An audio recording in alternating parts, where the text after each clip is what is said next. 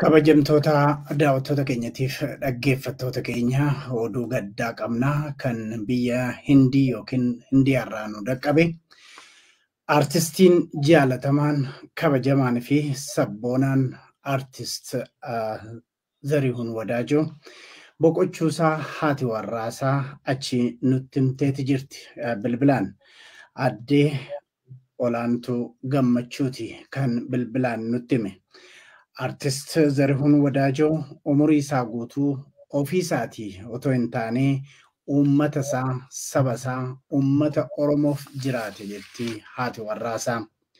Miidhaa bara wayyaanee isarra gahaa ture hedduu akka gidiraadhaan isa ga'es immoo haati warraasaa nutti himteeti jirti. Erga Hacaaluun Hundeessaa ajjeefamee booda nagaa hin arganne kan jettu haati warraasaa awwaalchi koosii awwaalcha Hacaaluu Hundeessaa maddii akkanaa ta'u jedhee gaafatee ture jetti. Artist Zarihuun Wadaajoo tokkummaa uummata Oromoof umurii isaa guutuu qabsaa'aa ture akka ture beekamaadha. Kanaafis osoo hin boqotin dura uummanni Oromoo tokkummaa isaa akka eeggatu, tokkummaadhaan mirga isaatii akka falmatu waamicha godhoosaa yookiin adaraa jechuu isaatii haati warraasaa kan nutti himte. Egaa yeroo gabaabaa dura haadha warraasaa gara biyya Hindii yookiin Indiyaatti bilbilee dubbiseen ture wajjiniin haa dhaggeeffannu. Qaaliidha inni saba isaatiif jiraatee mataa wanni isinitti hedduu dhukkubee Zarihuun hedduu dhukkubee osoo biyya Hindiyaa duraan dhufin duras hedduu dhukkubee erga gaafa Hacaaluun du'eetii lafarraa hin kaane dhuma dhukkubsataa baay'ee dhukkubsataa ifiin citaa bakka ani aaraa maal naa godha jireenya kun baay'ee dhukkubaa ture. Amma gaa kadeen isaatis feeltee miilli isaa lamaanuu ni cabe inni wayyaanee rukutte sunis ni cabe. Achirraa asitti riifarii nu barreessanii as dhufnee erga as dhufne booda immoo miila isaa kaleedhas kennuudhaaf dhufnee kalee lamaanuu feeltee jira. Kalee mucaan isaa xiqqoon jirti ganna 23 isiin kaleen hin kanne jettee dhuftee erga as dhufne booda immoo dura miilli hojjetamu malee ta'u miilli isaa sarjarii ta'ee miilli ofayye malee kaleen dhaabbachuun ta'u yoo deddeeman malee jaanii dura sarjarii miila isaa godhanii miila tokko yeroo godhan booda nagaumaan bee ammas immoo lammata irratti miila lamaanuu ni cabee lamaanuu erga sarjarii tolchan booda inuma dadhabee gaduma deemaanii dhukkubaa bakka hedduu dhukkubee achirraa gara torban lama akkas wajjin haasa'ee wajjin bira teenyaa bira gara gaggalchinaa sammuu bakka ifollaalee pootaashiimiin isaa gabbu'aa dhiin isaa gabbu'aa infekshiniin akka maleetti cime isa booddee ICU galee ICU keessatti dhaqnee ilaallaa sa'aatii lamaaf guyyaa nu fannanii ilaallaa osuma jiru gaamma gargala eedaa boqote.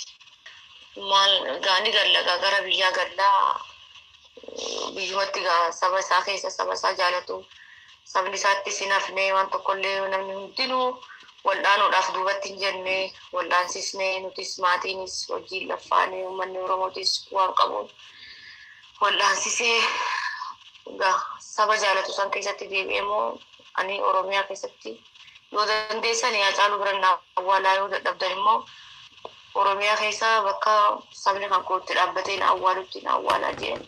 Sanirraan immoo waa'ee tokkummaa uummanni Oromoo tokkummaa yoo qabaachuu baate ammas waan tokko inni arginu jiru.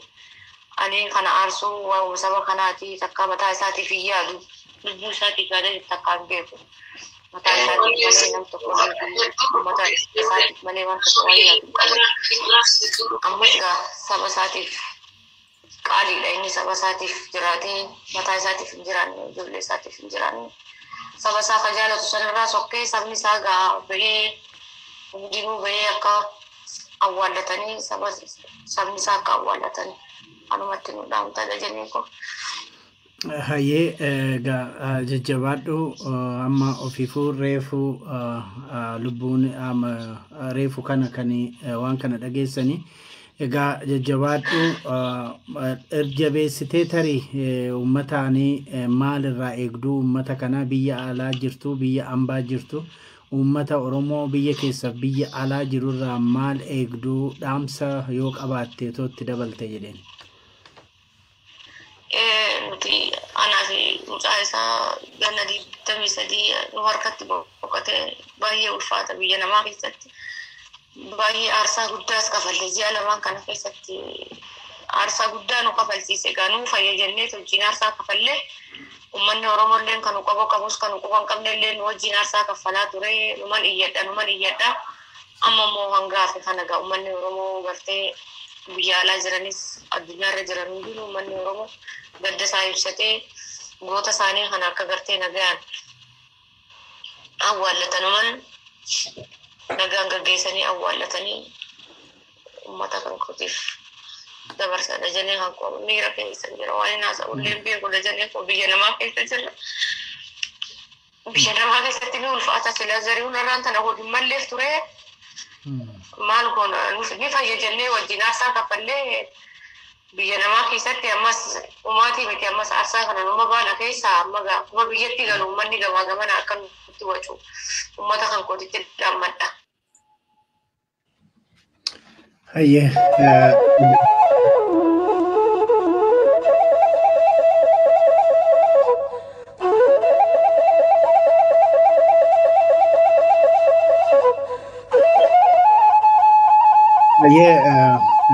egaa akkuma dhageessanii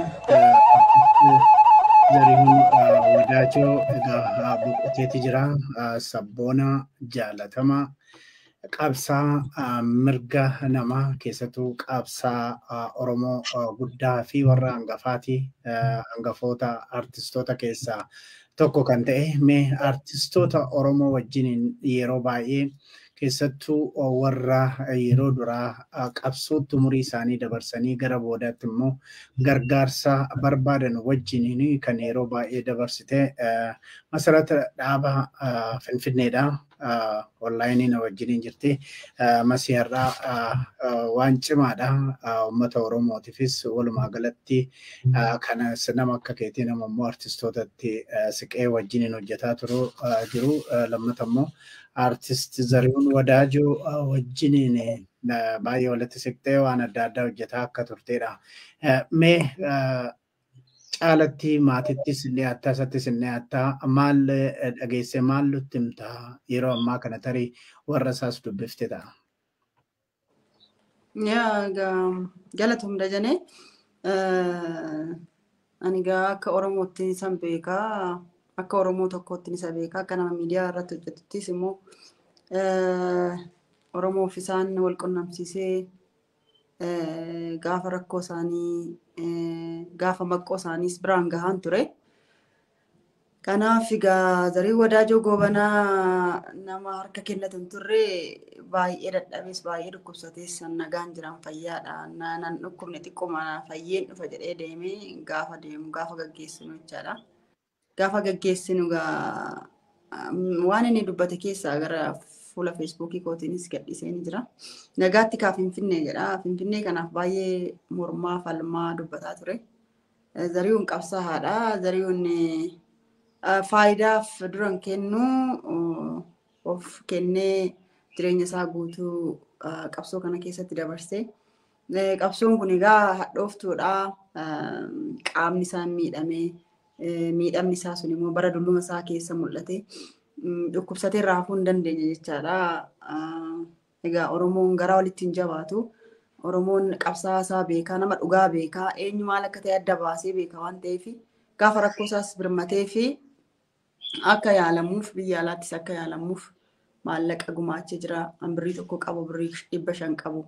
Miliyoona 2 hanga tuqaa 5 kennee fi Oromoon haala kanaan akka yaalamuuf biyya alaatti ergee.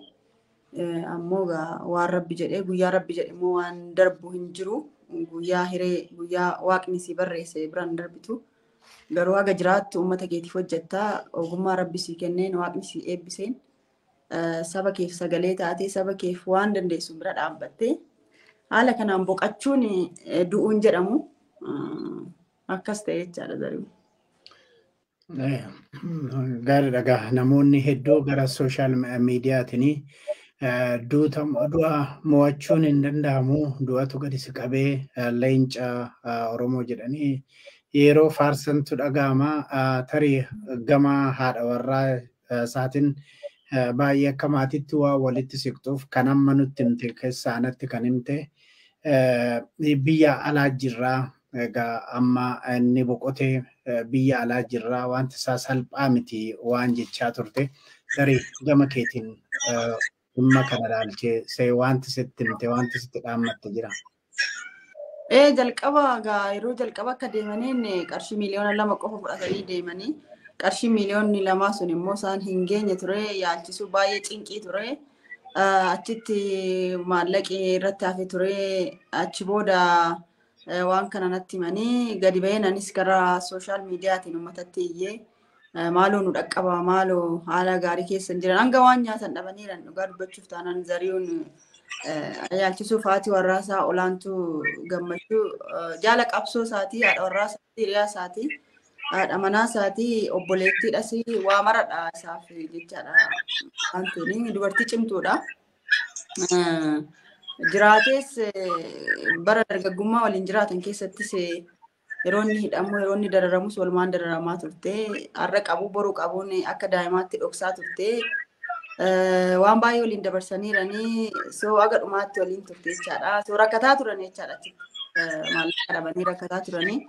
Rakkoo maallaqaa kana immoo gadi ba'een akkuma baratame gadi ba'een maal Oromoo jedhee kadhadhee achi booda abbaan qabeenyaa tokkos maqaa isaa ibsuu hin barbaanne maallaqa wayii gumaachee fi maallaqa waan argameef akkaawuntiitti galchee fi haa galatoomu akkuma dhoksaatti kenne dhoksaatti waaqni isa gargaaru nama sana nama jabaadha. Bara tokko seenaan kun hin barraaha anis barreessuu hin danda'a.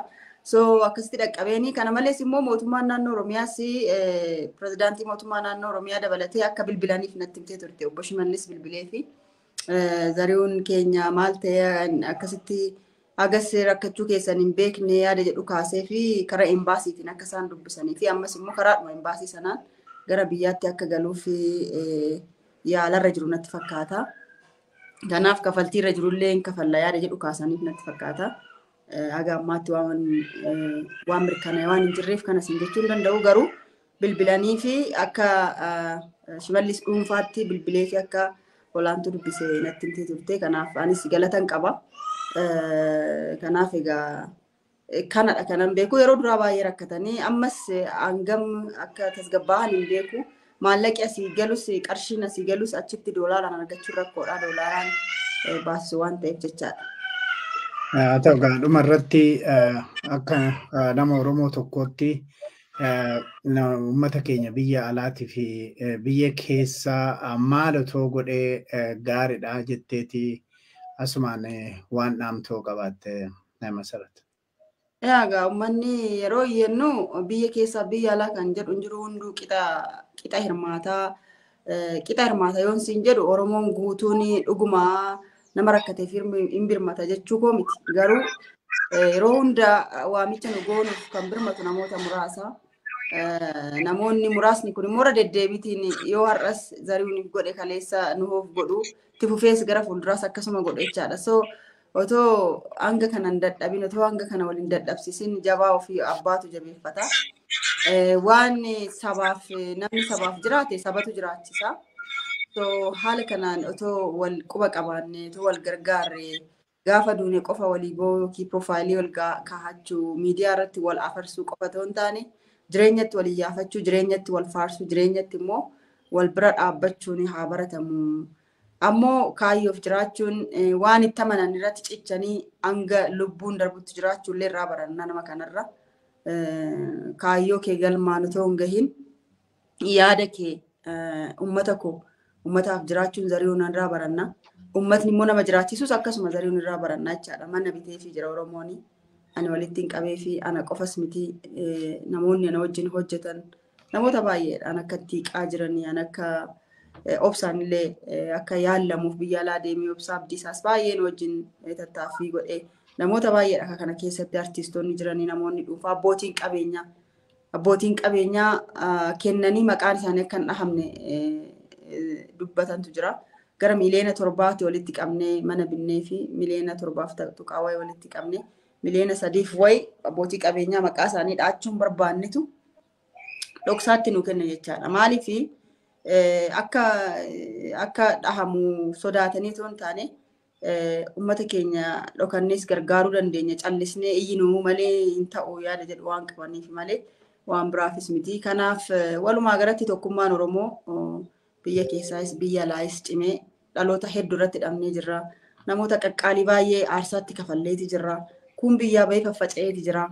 Eegalee kanaaf bara baraan boonyee bara baraan waa'uma rakkoo toon taane furmaata sargannee gara tokkotti akka dhufnuu fi waamicha koon dabalata. Gama mootummaatiinis taanaan gaafa du'e qofa awwaaluuf yookiin sirna sana bareechuuf otoo hin taane jireenya keessatti artistiin yookiin artistii qofa miti namoonni dhuunfaa biyya kanaaf gahee guddaa tattaphatan baay'eetu jira. Sunniin eessa jiran jedhanii iyyaafachuu gaafa rakkatan bira dhaabbachuu hanga akkanatti dadhaban otoo hin taane gaafa nuti iyyinu nuti ani sababa malee iyyu gara feesbuukii kiyyaattis ajandaan ta'an hin fidu. Gaafa sana otoo gurra nu kennanii jireenyatti otoo wal gargaarree gara tokkummaatti otoo dhufne furmaata siyaasaa bara meeqa aarsaa meeqatti kafalle kana gara tokkotti deebisnee biyya keessaas biyya alaas wal jibbuuf wal balaaleffachuu walirraa babbaqachuu akka diinaatti wal laaloo otoo hin taane walitti dhufnee otoo rakkoo keenyaaf furmaata keenya yaada jedhu dabarsuun barbaada. Artiist Zarihuun Wadaajoo Goobanaa akkasumas qaqqaaliiwwan qabsaa'ota ilmaan Oromoo gama hundaa wareegamaniif jannata hawwa.